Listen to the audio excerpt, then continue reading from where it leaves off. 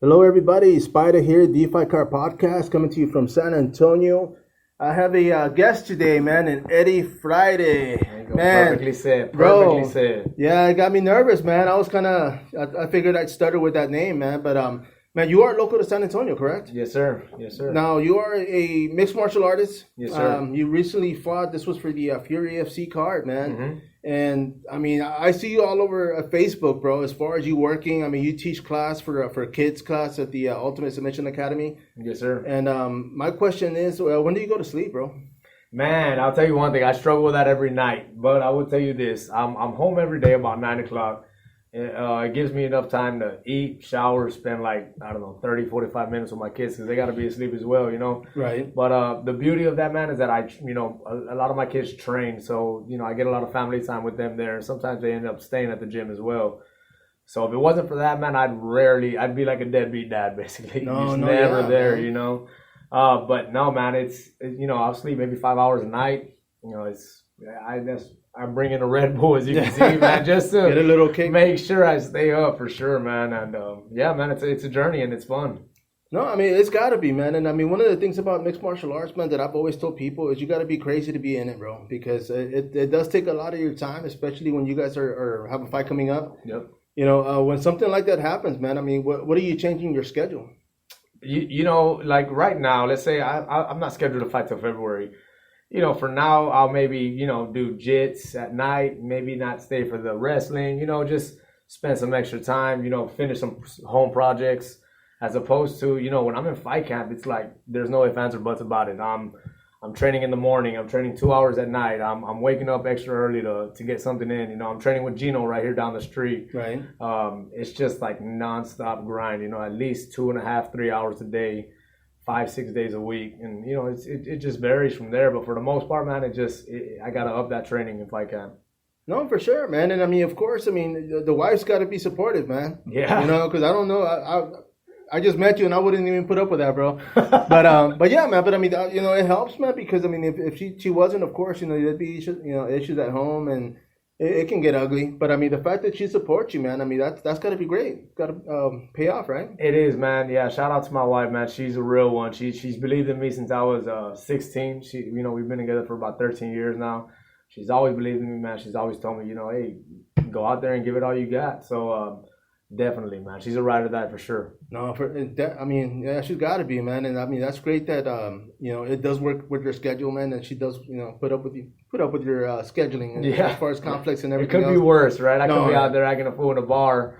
I'm out here chasing dreams, just trying to put my babies into a mansion, really. No, really, man. I mean, that's kind of, that's the goal, man. I mean, obviously, you guys want to keep winning and keep going into the bigger promotions and get an opportunity, man. Yes, sir. Now, let me ask you, bro, what was it that got you into mixed martial arts? You know what, man? When I was a kid, I first started with football, and I just loved it. Back in the 90s, early 2000s, there was a lot of, are you a gangster? Are you a jock? What is it? So I had to definitely make a decision as far as what I was going to be. And I didn't see it as, I'm going to be a jock, because it was very selective like that before. For me, I was always like, man, I'm a thug, but I'm going to play football too, That's kind of my mentality as a kid. So whenever I started playing football, I fell in love with that you think you're better than me? I'm better than you. I'll hit harder than you. I'm smaller, but I will still knock you down, And it transferred to my fights. So whenever we would play 10 seconds or whatever, I was picking dudes up and slamming them, Man. Then I was with my brother John, man, and we ended up watching The Ultimate Fighter, and I was like, hold up. You're like, I want to do this. I fight like this. I've always thought I maybe won't be a boxer or anything because I like to take people down. And then when I found out that there was a such thing as take somebody down and beat them up on the floor, I fell in love with it, man. And from there, I just started training. I got tired of being the smallest brother. I was the smallest of 5, and I was like, you know what? I ain't gonna get bullied no more, man. I'm gonna start training. And from there, man, I was 16, started training at a gym called Bam Bam. It was a boxing gym with a side MMA. Right. And here we are now, 10, 12 years later, and I'm still just grinding it out, man, and just trying to pursue greatness now. No, I mean, definitely, man. The fact that you're actually teaching right now, too, man, it shows that you're committed. Yeah. I mean, you're giving back to the kids. And, you mentioned you have your kids that are actually in the classes, so that's a plus. Now, let me ask you, man, when you have a kids class, I mean, what is it, what is it that you look for, man? I mean, of course, not everybody trains the same or everybody has the same, goal. But how do you decide for going to, as far as push a kid to do a little bit more? Yeah, definitely. And that's a real good question, because there's some times where you have kids you're like, all right, they're not necessarily a competitor, Right.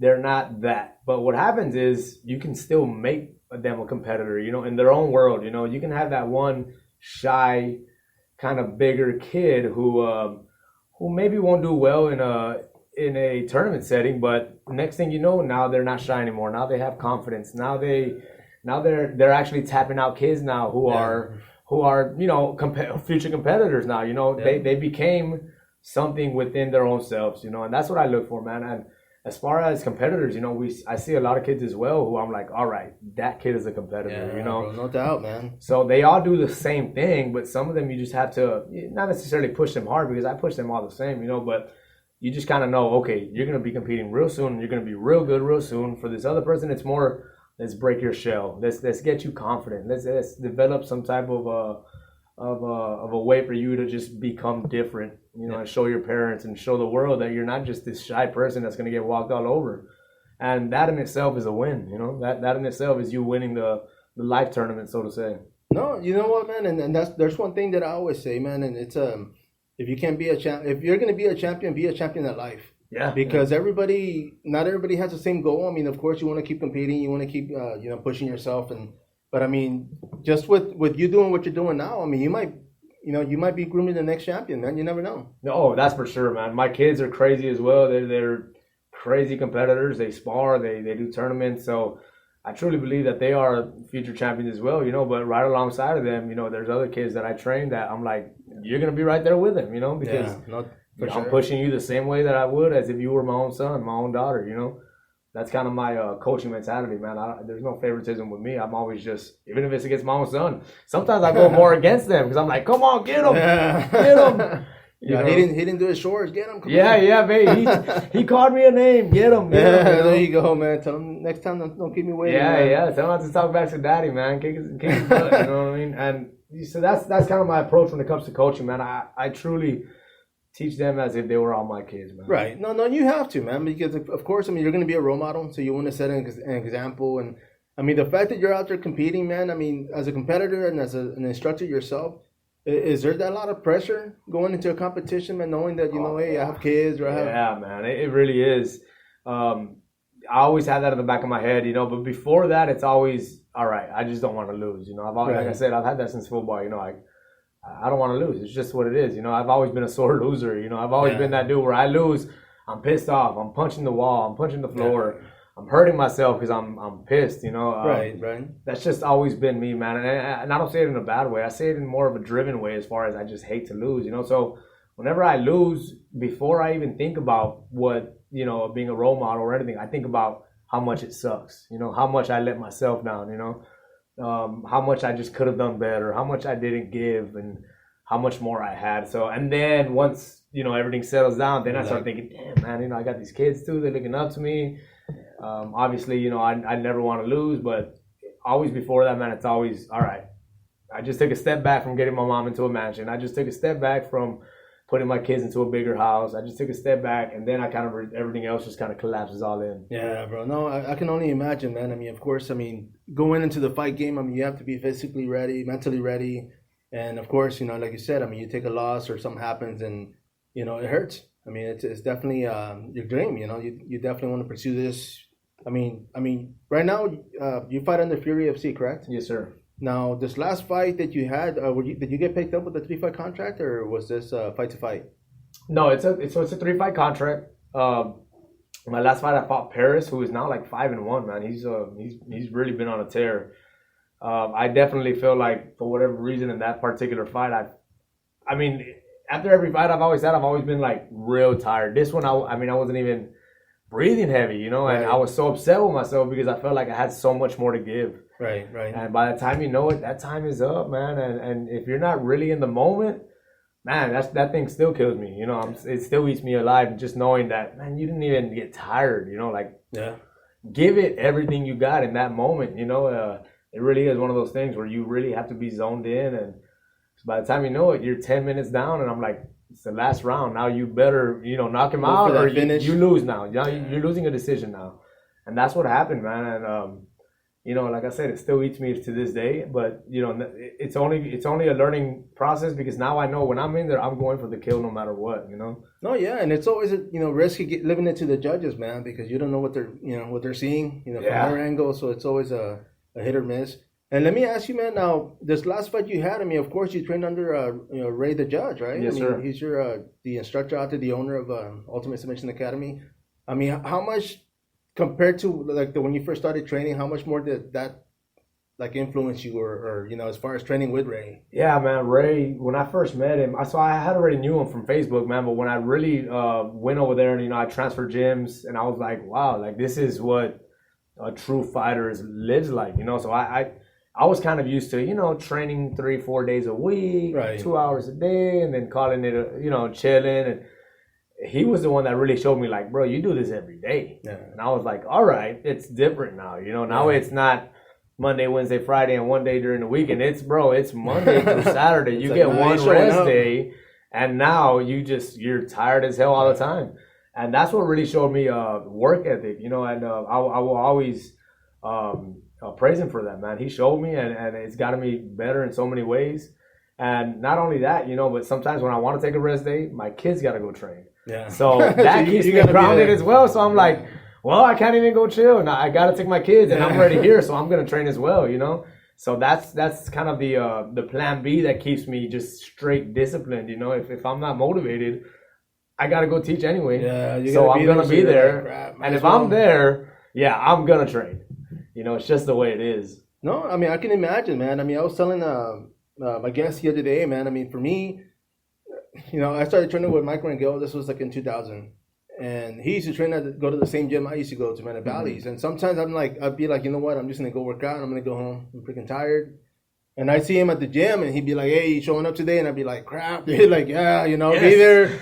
And so now in my head, I'm thinking, damn, I already told him yes. And, I mean... But it was good, man, because, I went and worked out, and, I mean, I didn't want to, but I did, and the fact that, I was tired as hell, dude, but, I mean, I went to the workout, and I did good, I mean, that's a plus, right? You made it through the end of the tunnel, yeah. Yeah, man, it's just the next day, I'm like, man, I got to go earlier, man, so I don't see him, bro. or dodge him. Yeah, or go to a different gym, but he was a good guy, man. I mean, I definitely learned a lot from him, man, and, I mean, starting with the guy back then, I mean, there wasn't much for MMA. There was other schools that were teaching, a combination of, judo and kickboxing or whatnot. But as far as like mixed martial arts, that was a rarity, man. So I was fortunate, I found the guy, started training with him, and it wasn't until like I think 2005 that Sergio Maja, of course, came to the U.S.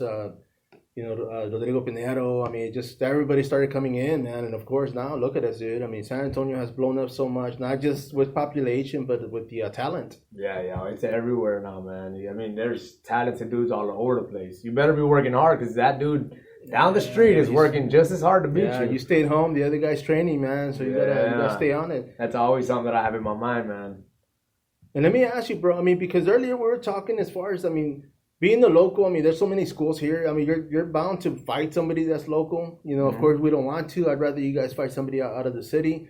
But how do you play that? I mean, because if you know somebody and you say you cross-train with them, or maybe, you hit an open mat and you did roll with them for a while, I mean, are you okay with fighting the same guy, man? I mean, if somebody offers you that fight, how do you go about doing that? I think, that's definitely one of those hard to answer questions. But for sure, if it's somebody at my gym and it's our both home gym, probably not. Right. You better be paying me a big paycheck, and I don't think they're gonna pay enough for that.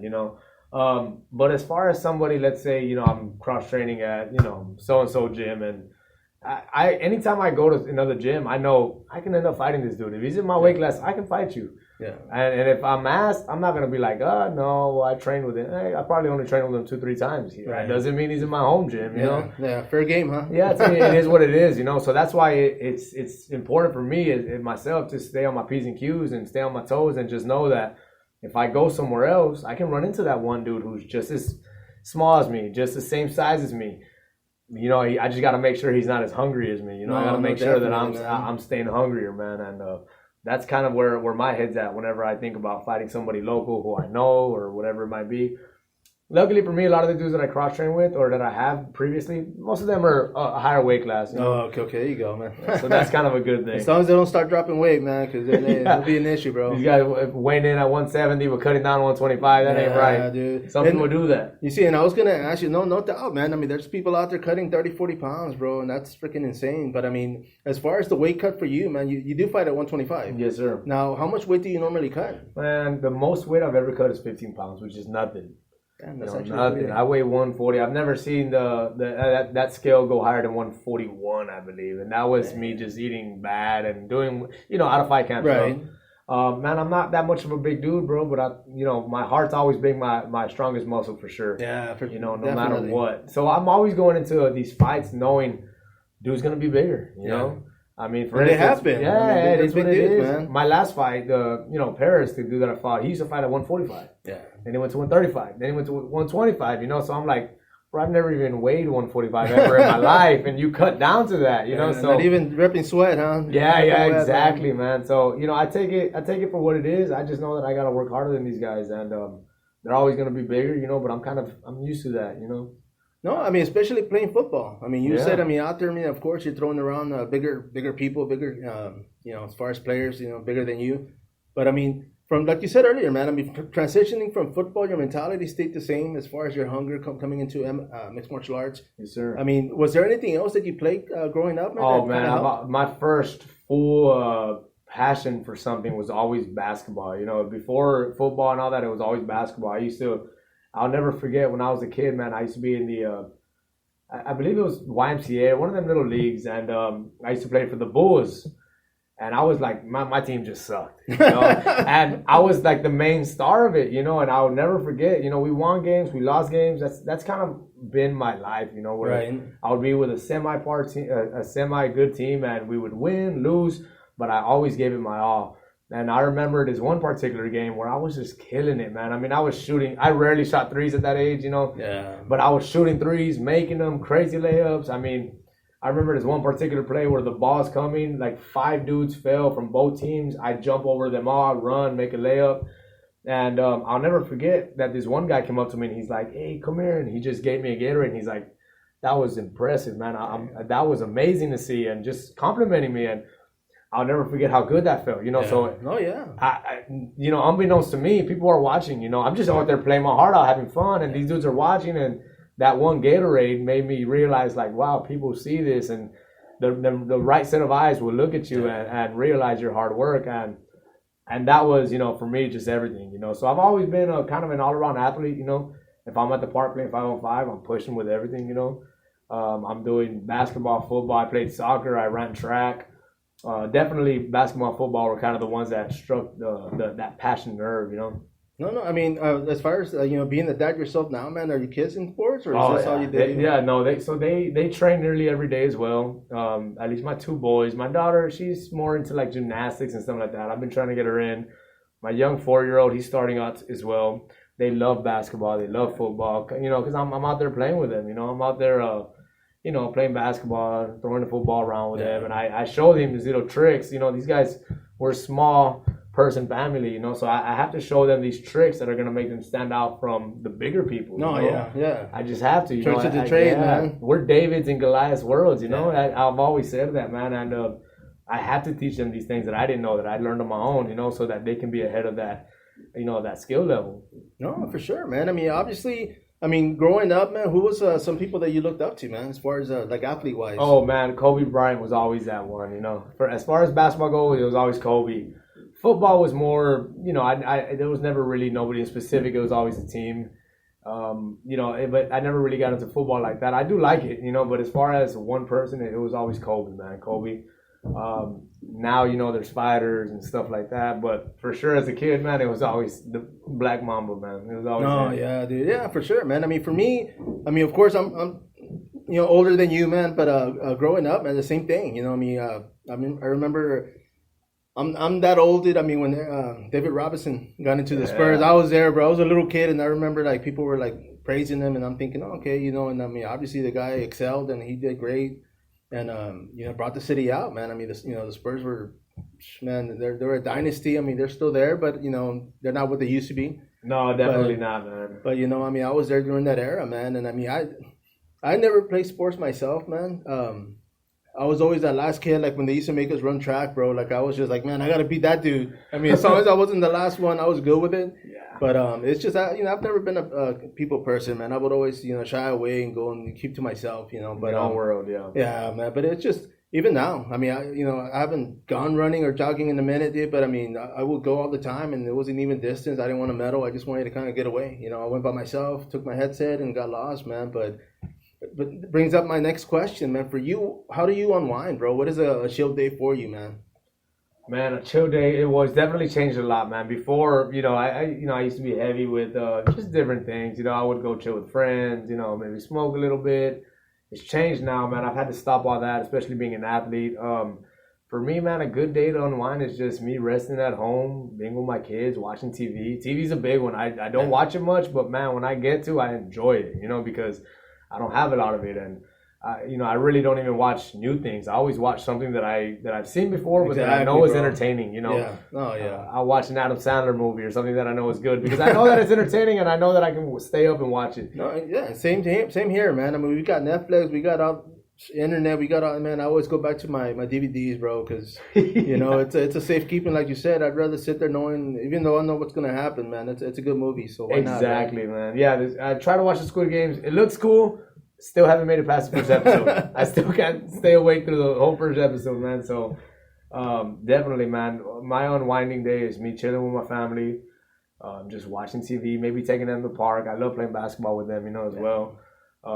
So that's kind of my unwind day. And I only get one of those a week, so I definally, you know, cherish those. And that's when you tell the kids we're staying home. Yeah. Nobody's going nowhere. And they'll still try to drag me outside and do all kinds of stuff. And I'm like, dude, I'm trying to chill. No, definitely, man. I mean, I can only imagine, bro. I mean, especially, I mean, you work full time, of course. Yes, sir. You know, you train. I mean, on top of teaching and you know, like I was saying earlier, man, with your scheduling, does it change? I mean, obviously, does somebody else step in and teach when you're like 5 week? You know. Yeah, definitely. So we have other coaches as well that kind of step in as far as you know, if I'm in fight camp, if I'm cutting weight, things like that. But you know, as far as whenever I'm not, man, I'm usually there, you know, every day, and is it tough? I would say yes, but I understand, man, the principle of just consistency is gonna get me somewhere, you know, whether that's in the UFC or that's being one of the best coaches out there or that's whatever it might be. I might not see it right now, but I know God does, you know. I know. No, for sure, man. I mean, He puts us there for a reason, man. So we don't know what that is till we get there, right? So, I mean, it's definitely something, it's going to be positive, nonetheless. Yeah, for sure, man. Now, let me ask you, bro. I mean, like you said, you're not going to be fighting till February, correct? Yes, sir. Now, so what are you going to be doing come Christmas time, man? Are you going to be eating tamales, bro? Are you going to keep the weight down or what? Man, that's one thing about me, man. I small dude, man, but I eat good. I eat good, man. And, you know, I've never been one to shy away from the food, man. I love me some food. I love me some, you know, I have some friends that I go out to eat with, man, and these guys are big. I'm over here eating more than them, you know. They're like, how do you eat so much? We go back to work, and I'm already munching on something else, and they're freaking out on me like, dude, how do you eat so much? But I always say, man, I right when I go home, I don't go home. I go home and I lay down for 10, 15 minutes. Get back up. I make sure my kids put their gi on or their no-gi stuff. I put mine on, and I'm at the gym till 8:30, 9 o'clock, you know. So so I'm working it out. No, yeah, and I was going to say your metabolism obviously is pretty high, man, so you can get away with eating if you want, bro. Yeah, definitely. I know, and for me, man, and I tell people this, bro, like for me working out, man, I work out so I can eat what I want. You know, that's my goal in life, bro. Like I don't work out to be, you know, Iron Man or to be anything specific, but just so I can eat what I can, man, or what I want, because at my age, bro, I mean, after a while, you're kind of like, you can't eat the way you used to, bro. Yeah, for sure, man. Man, well, let me ask you, I mean, obviously, man, you are local to San Antonio. I mean, you said you started as far as your training with Bam Bam Boxing, of course, right? Yes, sir. You said at the gym. Now, for those out there looking for a place to train, man, I mean, obviously, Ultimate Submission Academy is up there. I mean, no doubt. Yes, sir. But what are some of the things that they should look out for, man? What do you think? I mean, as far as for anybody who is whether they're training now and they don't feel right or they're just starting their journey, right? I always think you should look for first of all, you should feel welcomed. Right. You know, if you're going into a gym and right away you got dudes coming for your head and it's like, bro, it's my first day, I've never trained, and you're over here, you know, breaking my knee, you know, you're over here tearing my ACL or whatever it might be. I think first you should look for them to be safe, for so that camaraderie, camaraderie, how do you say it? Camaraderie. Yeah, there you go. Exactly. Yeah. You want to make sure that, the brotherhood's there. You want to make sure that the instructor is not only instructing, but also in the grind with you, I think that's a big one for me. It's easy to be coordinating or trying to orchestrate what's going on, but if you're in there grinding with them, it's just a different story. You lead by example. Yeah, man. lead by example. Exactly, man. And so I think those are definitely things to look out for. You want to make sure that the people that they have produced are legit as well. Yeah. If you go in there and you got a whole bunch of cans, you got dudes that can't even throw a good 1-2, and the coach doesn't look like he can even throw a combination fully, then you probably got problems, man. You should probably look somewhere else. No, I mean, for sure, of course, like you said, I mean, somebody that's ranked, somebody that not so much ranked, but I mean, as far as that has experience, had to put their time in. I mean, because one of the things that I always look at, man, is I tell people, man, it's not every good fighter can coach, but not every coach can fight, man. Yeah. So it kind of, it puts you in a perspective to where, okay, maybe you weren't meant to fight, but you know what, maybe I can teach and, get somebody else in there to follow their dream, man. Man, that's a big thing right there. I always tell people, man, coaching is an art in itself. So you can have an amazing fighter, man, and the dude just sucks at coaching. Yeah. Yeah, I've seen it. And vice versa. You can have an awesome coach and maybe he's not the best fighter, but for me at least, more often than not, you see guys who are good fighters that just aren't the best coaches. They don't know how to bring the spirits up of everybody else, and it happens. It is what it is. Some people are just not meant for that. It's fine, No, yeah. I mean, yeah, of course. I mean, it's not not to say one or the other. Of course, people find their own dream, their own goals, and everybody got their own stick, and if coaching isn't it, then that's fine, there's nothing wrong with it. Just accept it and move on. No, for sure. I mean, of course, we don't want to, it's our ego, and we want to, fight forever, of course. But let me ask you, talking about something else to follow on, man. You actually had a beat come up the other day, man. I mean, this is you and your bro actually dropped some music. Oh yeah, I mean, man. you said, I mean, from the years growing up, I mean, you guys were always writing and always coming up with songs, man. So, I mean, what is it about? What is it that you guys are trying to pursue, chase with that? So like I was saying earlier, man, I still remember the day where I remember I was drawing and I was probably, 6, 7 years old. And my brother was like, hey, man, he was, listening to a beat, writing, my brother John. And he was like, hey, let me show you how to rap. And he started showing me. And I'll never forget that, because ever since then I started rapping. And then I was in 6th grade, made a song, and then kind of from there, we'd have little moments where we'd make a song, and never really together. This was actually our first ever track together. Oh, really? Yeah. That's interesting, man. So, I'm 29 years old, and it's our first time ever doing it. It took long enough. But I definitely think that we can go pretty far with that as well, man. And music has always been something that we've bonded with. And it's always been something that I know that we're good at because, we don't just talk nonsense. We're talking real stories. We're talking things that actually have happened within our family. We're talking experience. real struggles. Yeah. And so that's definitely a part of the game, the music world, that we definitely want to dive into, going head first and going into the deep end, man. And I think we can really go far with it, man. I think that it's always been that battle with me, music or fighting. I'm going to tackle both down, with everything that I got, because I believe that, you just put your heart and passion into it, and no matter what, you're going to produce something good. No, for sure. And I mean, I listened to it, man. I was impressed. I mean, I'm not going to lie. It had a good beat. I mean, you guys did great. I mean, there's no mumble rapping, of course, so you can actually know what you're saying. You hear words. Yeah. You get all these musicians now, all these singers, bro. And I mean, I know it's been all over Facebook, man. You got the Island Boys saying what something. What in the world is man. that? I don't know what's going on, but... they're not famous, but they put them up there, man. So they're famous now. Oh yeah. People know who they we're are. talking about them.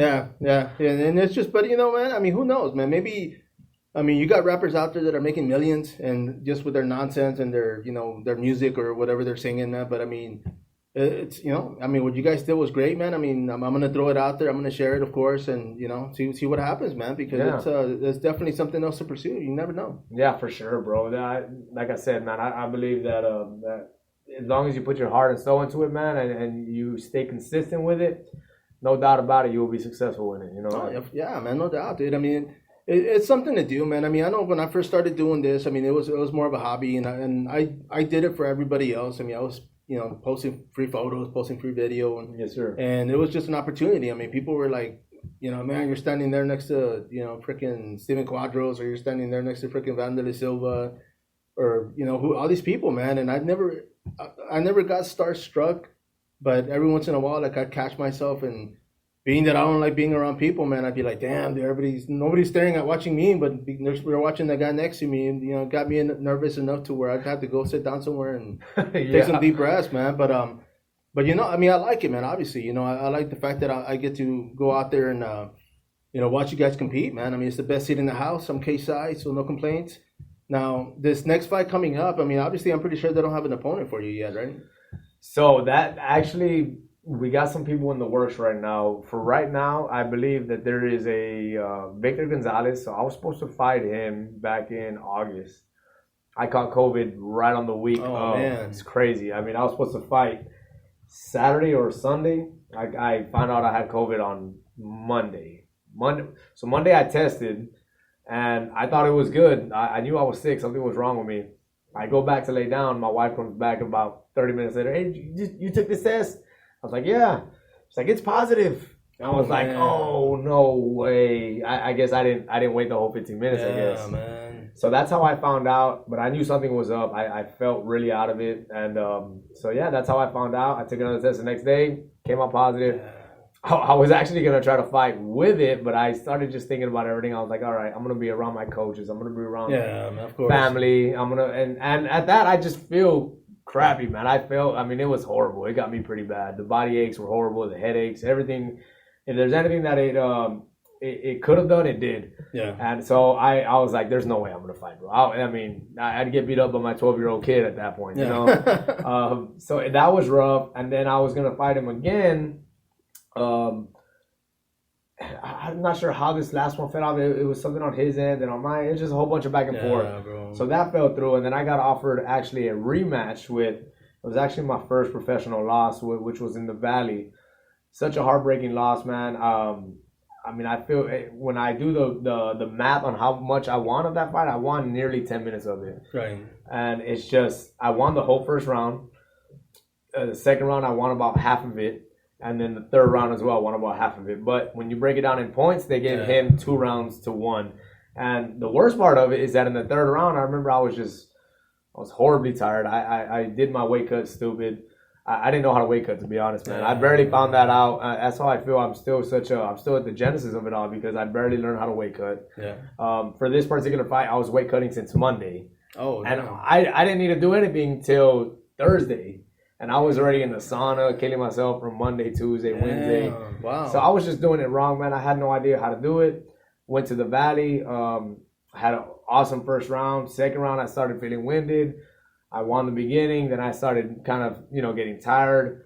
Third round, I was super tired, just straight out of it. I hit the dude as hard as I could. I remember stepping back and thinking, just hit this dude as hard as you can. I hit him as hard as I could. He tried to go for some flying knee.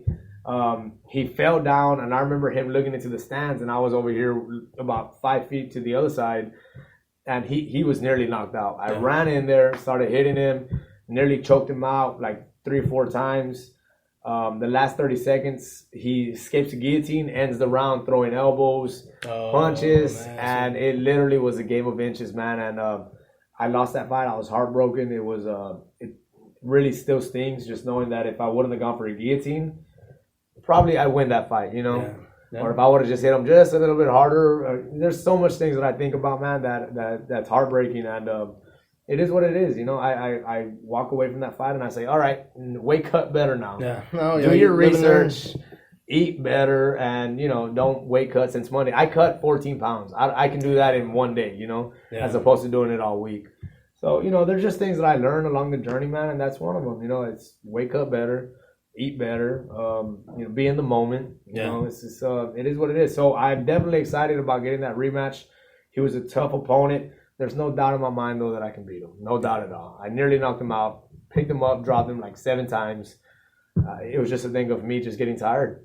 Yeah, I felt that dehydration. Yeah, and I was going to ask you, man, because in most of your fights, I mean, you look more like a grappler in the sense that your aggressiveness kind of goes into it. But I mean, would you consider yourself a grappler first or a striker? It's weird when when I'm sparring and all that, they consider me a striker. Yeah. But in the fight, I've definitely, I feel like I can take down nearly anybody. I look at myself as just a freestyle fighter who, if you get caught by my hands or my kicks, I can knock you out, or if I can take you down and choke you out. Right. I definitely prefer knockout. No, of course, man. Highlight reel. Yeah, for sure, man. So there's been times where, I feel like if I would have just taken this dude down and grinded out a decision or tried to get a choke, I could have won. So I consider myself just a well-rounded fighter, or try to be as much as I can. I'm only getting better, man, so that's the beauty of it.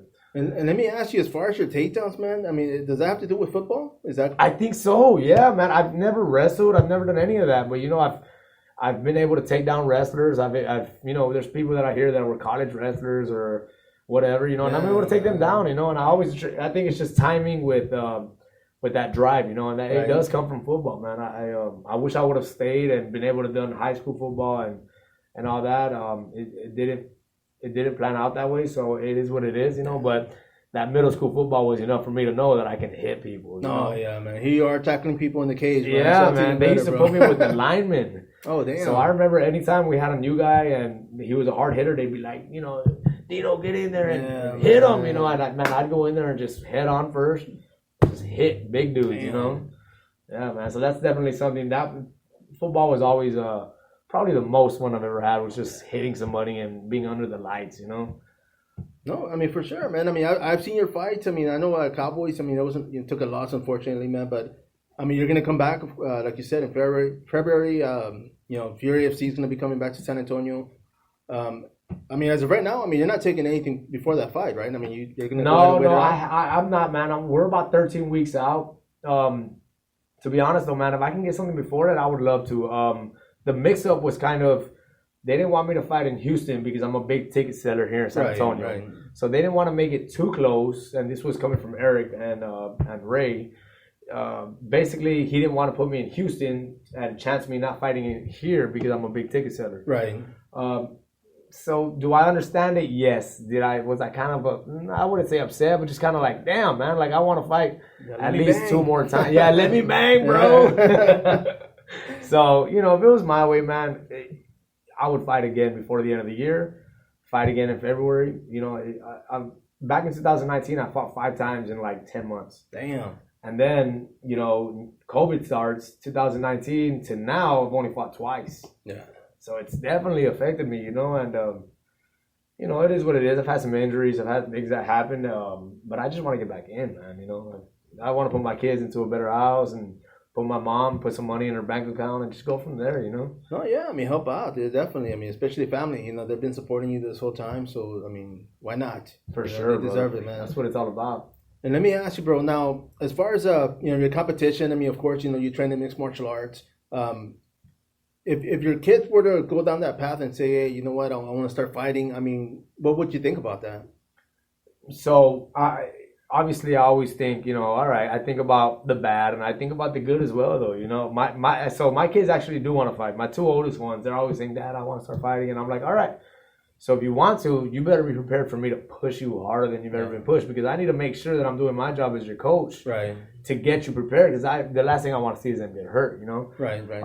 But I understand, man, they're always training, and, I have videos of them sparring, and they have that look of, of a fighter, so if that's what they're meant to do, I'm totally for it, And like I said, anything that I do, they do, so anytime we're out getting, dinner or whatever, if we go somewhere, we're out there rapping. We're in the cars. My little 4-year-old raps as well, so I can't be mad at that, and I can't try to keep them away from it, because that's all they know. All they know is to train. All they know is to flow. We don't listen to music. We put on beats and we rap. Yeah. That's all they know, So for me to be like, no, you can't do that, there's just no way, that's their ticket to. It's like telling yourself no, basically. Exactly. I wouldn't keep that from myself or them. No, definitely, man. I mean, I know one of the cool things that I like personally, man. I mean, a lot of the fighters out there. I mean, I've got like Jeff Neal. I'm real good friends with his dad. A lot of the fighters have their parents out there, and they're real supportive. I mean, social media, of course, everybody sees everything, but I mean, as a father yourself, I mean, that's got to be good, man. I mean, of course, because you want to be able to support your kids regardless of whether it's going to be MMA or football or basketball. Yeah. But I mean, social media, man. I mean, it's got its good and it's got its bads. I mean, of course, memes, you know, are a huge thing. I mean, you got everybody posting. But I mean, when it comes to social media, man, are you real big with that, or you just kind of like stay? You know, the funny thing about that is that before I used to always be like, I'm not that guy, you know. And then once I went into it, I was like, hold on, I like this. Let me spread, you know, because let me take a selfie. Show people what I'm eating, man. Hold on, let me take off my shirt, take a picture. Yeah, dude. You know, so I'm new to, you know, I rarely get on Twitter. That's kind of a part of social media that I rarely get into. Once I started Facebook, I started liking that, and then I went into Instagram maybe, I don't know, 2-3 years ago. So I'm kind of always that guy that comes in late, but I started making some splashes and, you know, trying to make some noise once I'm in. And I kind of feel like that's where I'm at. That's kind of explains my life. You know, I'm always that guy that kind of late to the party, but when I come, I'm going to make a people splash. Notice, you know? man. Yeah, man. So I think about that. You know, I'm only 3 fights into my professional career, but I'm 29 years old, you know. Right. So, again, it kind of just explains my life, you know. I'm that guy that comes late to the party, late to the mix, but when I come, I'm here to make a splash, and I'm here to show, and, you know, not show off, but just show people what I can do. And if it comes off as show offish, that's fine. I'm cool with that. It's just, that's hard work mixing with talent, you know. That's what it is. I mean, obviously, man. I mean, you wanna get better. I mean, you know, your sparring partners. I mean, you got Ray out there. I mean, of course, he's the coach. But who else is out there pushing you, man? Man, we got Justin Governor. He's actually doing. He's a comedian now as well, which is really cool. He's a funny damn I saw dude. that the other day, man. Dude, I was like, damn, that's pretty dope, dude. I can't see it because I've seen the guy throwing hands, but I mean, it's cool. I mean, the fact that he can do that, man. Yeah, man, he's really funny. He's really cool, and I'll tell you one thing: if he gets on top of you, that's a bad time, man. Yeah. So anytime we're going, I try to keep it striking with him. We got Patty as well. Patty just won in Texarkana. Let's see, we got Gordy as well. We got Chris, who's in the super fight today. He comes from Ohana. And we just got a whole bunch of guys that come for, let's say, Saturday sparring. But, you know, so we're a big gym of, we're open to everybody coming. Right, you know? right. But as far as the guys that I mentioned, those are the guys that are always in the grind. You know, we got Andrew. That's my boy right there. That's the a part of the High Def Empire, man. We got a chat, man. We call it High Def. And he's a guy that has gotten, you know, he comes from my old gym, and that dude has just gotten better by leaps and bounds. And he's a bigger guy, you know, so for me to be able to, you know, previously, before, you know, I would always tell him, man, you're bigger than me. You should be able to kick my ass, you know. Now he's finding it. Yeah, now he's using that land. And now he's hitting my, you know, now he's kicking me. And I'm like, damn, that hurt. That's a big guy kick. And, you know, so I'm glad that he's finding his potential, you know. And we just got guys like that, man, that are just grinding every day with us. And, you know, they go to BTT as well. So we definitely get a lot of different looks from people that just come. You know, Zachary Borrego, he actually is, you know, he trains with BTT, the Karate Dojo. He comes out. The Ivy brothers, Dimitri, you know, these guys are just studs, man, and they're tough to deal with. I'll tell you that much, man. They're you get in there with them and you understand. All right, this is elite stuff. Yeah. No. Yeah. I mean, they both. I mean, been fighting for years, man. I mean. I know Anthony, of course, he was in the UFC. You know, he's the former Fury, you know, title holder at the welterweight division. So I mean, he's a lot of experience, man. And I mean, the fact that you get to roll around with these people and, you know, take a licking, I'm pretty sure, man. It's only gonna make you better, man. Yeah, for sure, man. That's especially being a smaller guy, you know, against these guys. I'm like, all right, ain't nobody gonna hit as hard as him. So let's go from there, you know. No, I mean, for sure, man. I mean, of course, right now, I mean, you work full time. I mean, I know you're constantly posting as far as, you know, all this fruit. And I'm actually surprised you didn't bring a basket of fruit, bro. I was kind of hoping, but... You know what, man? I've been fruitful with having 6 children. I believe that, you know, you got to bring everything into fruition. You speak it, you write it, and, you know, it comes into existence. So I think that, again, you know, I've always said, you know, your job has a lot to do with where you are in life, you know, and... for me to just work around that, you know, to me, it's just saying, hey, be fruitful, spread knowledge, and go from there, you know. No, for sure, man. And I mean, of course, what do you do out there, man? What do you do at work? So at work, man, I'm actually a supervisor, so I do a little bit of everything, man. I take care of the safety, you know, forklift safety. I teach people how to ride forklifts. I teach them how to order select. I make sure that people are cleaning. I, you know, get audit ready as far as inspections. Yeah. So I'm that guy that kind of does a little bit of everything. No, and of course, I mean, being an instructor, man, having coaching, you know, as far as your kids and stuff, do you use that at work or vice versa? I mean, yeah, man. I mean, I started, man, look, I'm a guy that dropped out in 9th grade. I'm a guy that didn't, I was always a GT student. I'm a guy that just had a lot of problems down at home, and eventually it caught up to me. I didn't graduate. I should have been that dude that graduated. I always knew I was a smart guy. So when I didn't, I basically had to work from the bottom. So when I came to my job, I was at the bottom of the bottom. I was packing tomatoes with the ladies, Right. And at that, it was with the ladies that didn't even have papers. It was with the ladies that they're barely able to work. So I busted my ass from there to where I'm at now, and I think again that explains where I'm at in my life. I'm that dude that will bust my ass to get to the top. And that's what happened at work. That's what's happening now, and in my journey. And I'm gonna do the same thing in the fight world, the music world, everything. Yeah, you see, and you're not done yet, man. I mean, of course, you say you're 29 years of age, man. I mean, you still have a whole life to, explore and try other things. I mean, maybe even be a comedian, bro. We'll see, man. Oh man, yeah. Hey, I've always felt like I could be, man. I got a lot of stories, man, and I think the stories tell themselves. I'm just the guy that's gonna be vocal about it, and I can definitely see myself up there telling some good stories, man. Hey, well, that'd be pretty dope, though, man. I mean, as far as I love the fact that your teammates actually doing that, man. And I mean, I'm gonna keep an eye out on that. But I mean, it goes to show, man, because people, of course, see mixed martial arts and they think, oh man, this guy's just freaking, no brain, all freaking bronze, and you guys are out there to hurt each other. But I mean, of course, there's more to watch, man. I mean, you guys are parents, you guys are coaches, supervisors. I mean, there's lawyers out there training. I mean, yeah, man. I got a buddy of mine who he's basically he does all that. He's a lawyer, and he started, man, which is just basically with the story he told me. His name's Johnny. He told me that he almost felt like he was gonna die once he got into a fight with, I think, his ex. It was his girlfriend. Her ex tried to kick in the door. They ended up fighting. He felt like he was gonna die, and that's what got him into the gym. So I kind of just he started talking to me about privates, and I started doing privates with him. And he got to the point now where he can spar pros. He's an older guy, 37, 38 years old. Yeah. Barely started training about a year and a half ago, and we started doing privates, and he's always praising me for it. He's always saying, "Hey man, this is high depth training." That's how I'm able to spar with pros. I might not beat them, but I'm able to be here with them because of you, and you did that in a year and a half. So I always think, man, that I believe that coaching is definitely a godsend calling that I have. And I enjoy it, man. I really do. I enjoy seeing somebody that can go from nothing and become something, I almost enjoy that as much as I enjoy seeing myself being, develop I mean, skills. It speaks volumes. I mean, of course, you're the one that's doing the guiding, So these people are actually, you see them improving. And like you said, even if it's not in the gym or on the mat, I mean, you see them every day and you're thinking, man, this guy's, he's built confidence. He feels a lot better. Yeah, it's a beautiful thing to see, man. And with kids as well, I love seeing it in kids, man. And the fact that these kids look up to me, man, it's a beautiful thing. I got kids that I train that are 12 years old and like 4 inches taller than me. Yeah. I got to joke with them and be like, hey, stop growing, man. Yeah, I tell them, hey, I can still check a kick, man. Yes, man. So, they look up to me, man, and it's a beautiful thing. I enjoy it.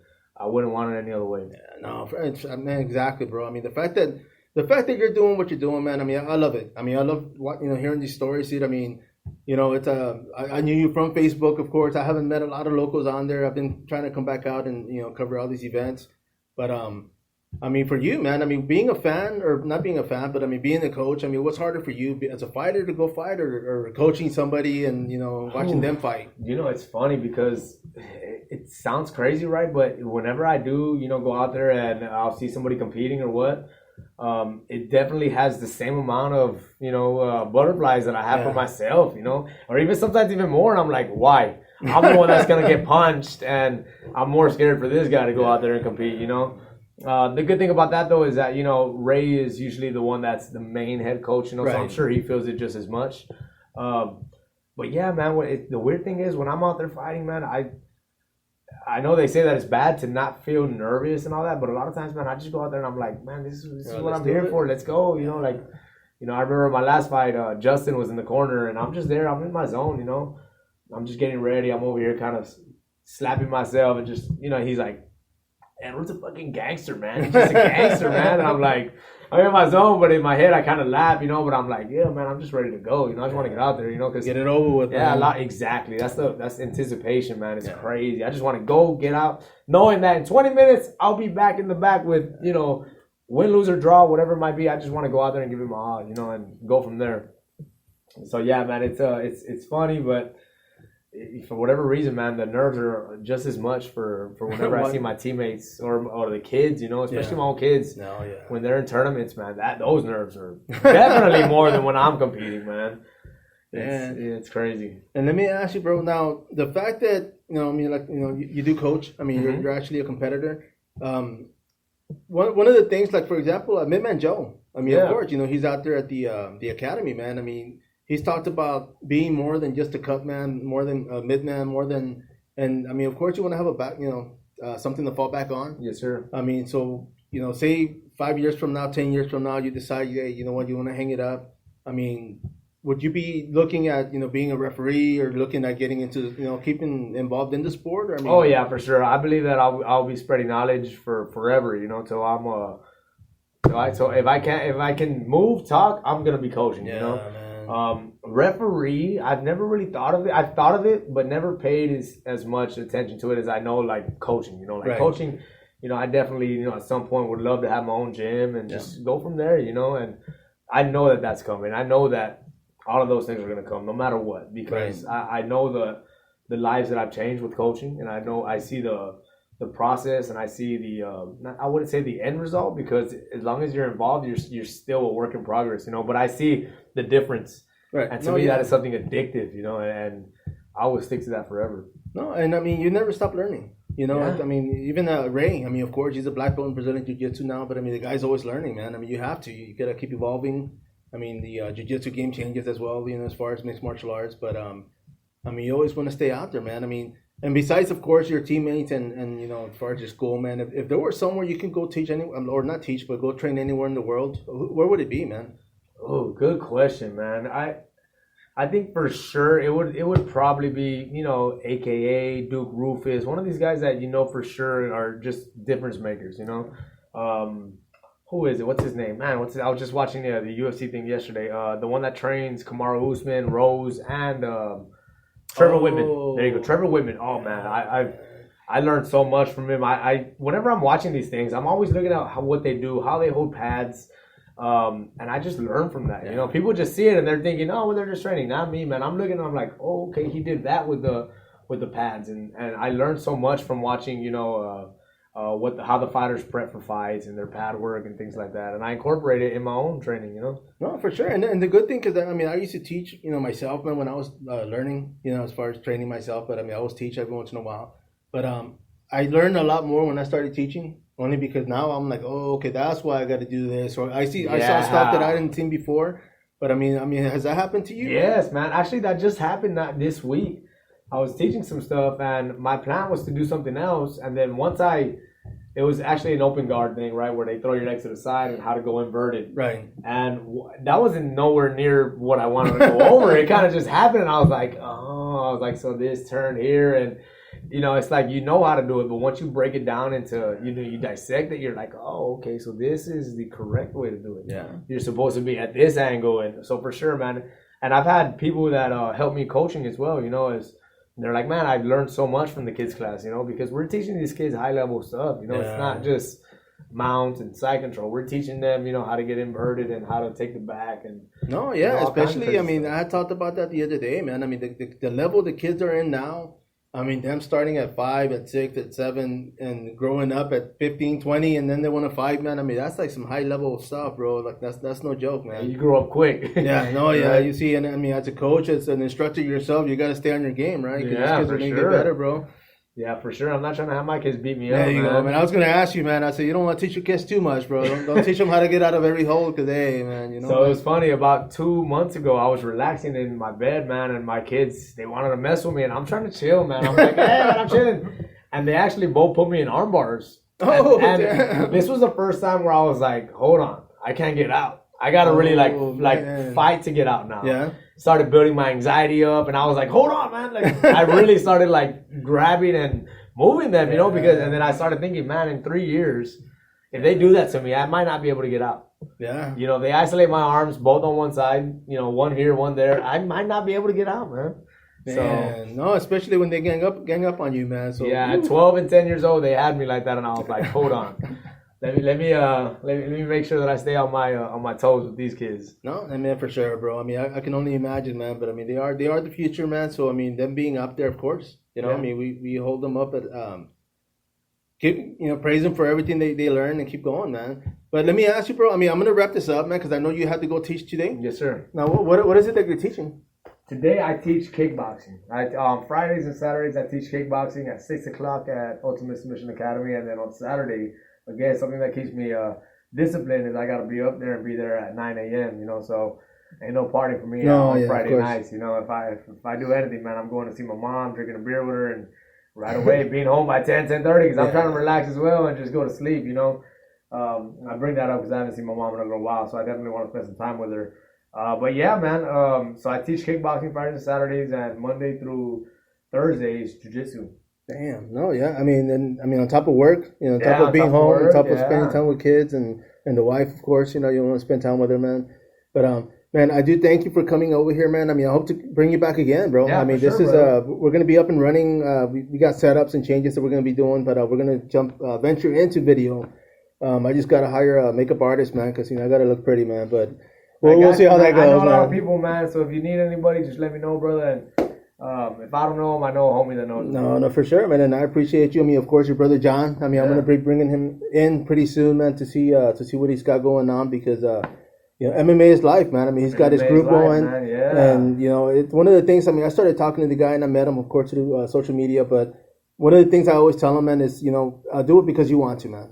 I mean, not everybody's gonna appreciate you, not everybody's gonna thank you, and they might not even share your stuff, man. But if you're doing it for other people, then you're always gonna lose. So of course, do it because you want to and enjoy it, man. And if you don't, then find something else, and of course, man. But I'm gonna invite him next time, John. So if you're listening, man, I want some of those, some of that barbacoa, man. I know you're out there selling, bro. That's the best barbacoa in San Antonio, bro, man. So we actually started that together. He kind of been running with it, but yeah, man, we best barbacoa in town. Hit up barbacoa, man, for sure. John, my brother John he's always been a dreamer, man. And I told him, I said, it's good to be a dreamer, but put it into fruition now. And that's what he's doing now. Again, he's like me. He's always late to the party, but he's here to make a bang, man. And I'm proud of him. I told him, I'm proud of you, man. Keep going out there. Keep doing what you got to do.